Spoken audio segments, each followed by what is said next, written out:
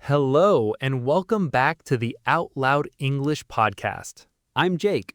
And I'm Mia. We are so happy you're here for day 3 of our 5-day real-life English challenge. That's right. Today is all about English for problems and small mistakes. These are some of the most useful daily English phrases you can learn. Exactly. We'll teach you how to say something went wrong in English, how to say you made a mistake, and how to ask for help.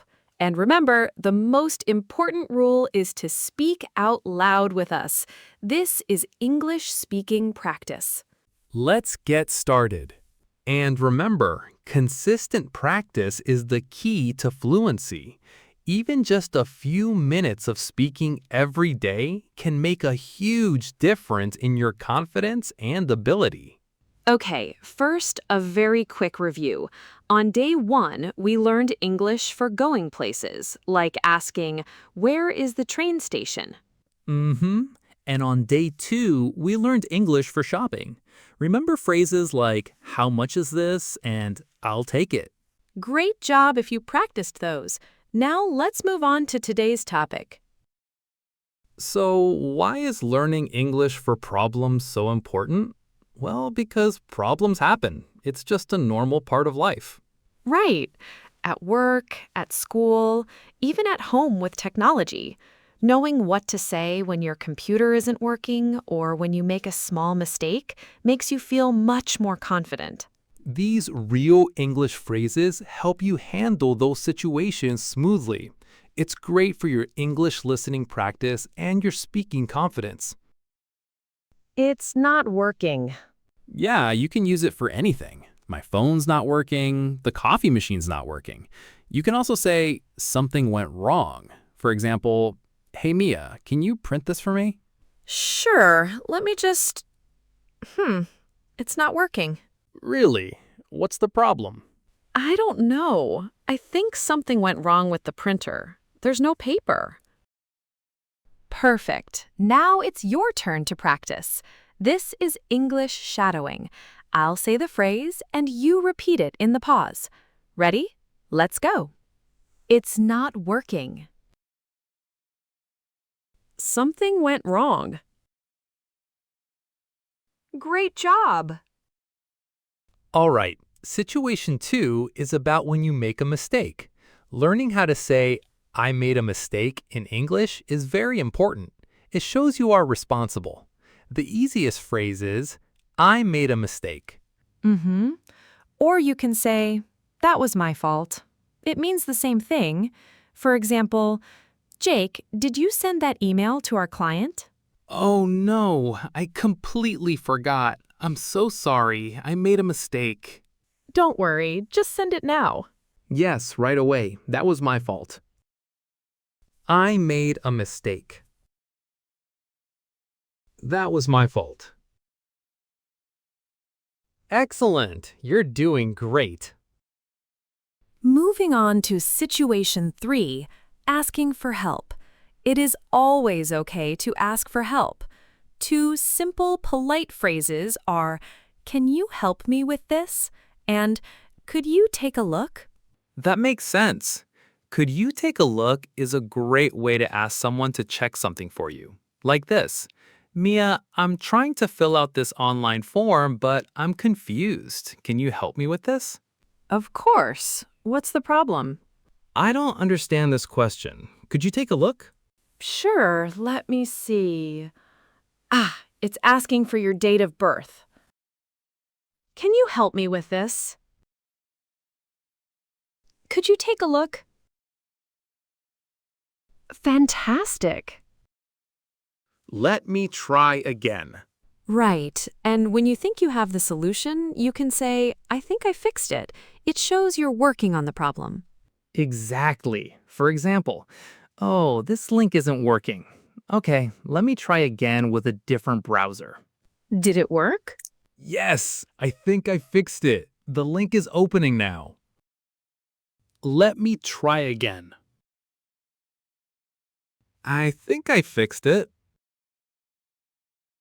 Awesome work. And finally, our last situation for today. Situation 5. Responding kindly when someone else makes a mistake. It's important to be friendly and supportive. Yes, absolutely. Two of the best phrases for this are "no worries" and "that happens." They tell the other person that it's okay. Oops, I'm so sorry. I just spilled a little coffee on the table. No worries, it's just a little bit. I'll grab a napkin. I feel so clumsy today. Don't worry about it. That happens to me all the time. No worries. That happens.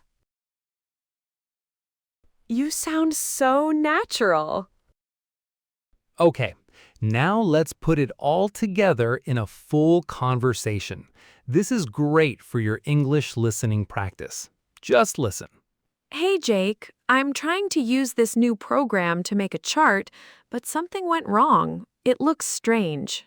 Could you take a look? Of course. Let's see. It looks like the numbers are in the wrong column. Oh, you're right. Whoops, I made a mistake. That was my fault. I was moving too fast. No worries, that happens. The new program is a little confusing. Okay, let me try again. I'll just move this column here. There, I think I fixed it. How does it look now? It looks perfect. Great job. Now for our mini challenge. This is your chance to speak. I will describe a situation. You say the correct phrase out loud in the pause. Ready? Number 1. Your TV remote is not changing the channel. What do you say? It's not working. Number 2. You told your friend to meet at 7 p.m., but the correct time was 6 p.m. What do you say? I made a mistake. Number 3. You can't open a jar of pickles. What do you ask someone stronger? You could ask, "Can you help me with this?" Number 4. You entered the wrong Wi-Fi password. What do you say before you type it again? Let me try again. And number 5. Your classmate says, "Sorry, I forgot to bring your book." What is a kind reply? No worries. Amazing job on the challenge. Okay, let's do a quick review of the most useful real English phrases from today. These are your key problem-solving English phrases. It's not working. Something went wrong. I made a mistake. That was my fault. Can you help me with this? Let me try again. I think I fixed it. No worries, and that happens. Try to remember these. And that is the end of day 3 of the 5-day real-life English challenge. You learned so many useful phrases for handling problems and mistakes. Great work! Yes, wonderful job today. We hope you'll join us tomorrow for day 4. We are going to learn English for social situations, like inviting a friend for coffee and making plans. It will be a lot of fun. Definitely. Before you go, please give this video a thumbs up if you learned something new. And for your homework, write a sentence in the comments using one of the phrases from today. And don't forget to subscribe to the Out Loud English podcast so you don't miss day 4 and day 5. Thanks for learning with us. See you tomorrow. Bye!